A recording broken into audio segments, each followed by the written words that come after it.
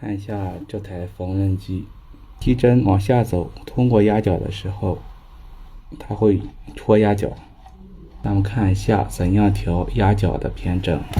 调压脚偏正需要把这个偏盖打开，打开之后，调压脚杆的偏正，先把压脚扳手扳到上面去，在压脚杆的中间这儿有一颗螺丝，把它拧松。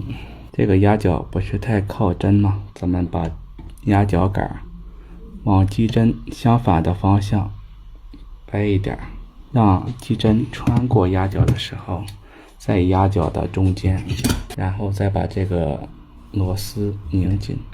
看一下，现在机针穿过压脚的时候，就正好在压脚孔中间了。给大家推荐一把修缝纫机专用的螺丝刀，它的全长是39.5厘米，缝纫机上多深的螺丝都能够得到。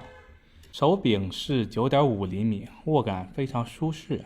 窄头的设计，刀头宽5毫米，缝纫机上的螺丝都能拧。杆头有磁力，可以吸附螺丝，让螺丝更好安装。白杆是各钒钢，实惠一点。红杆的是 S2 钢，刚性好一点。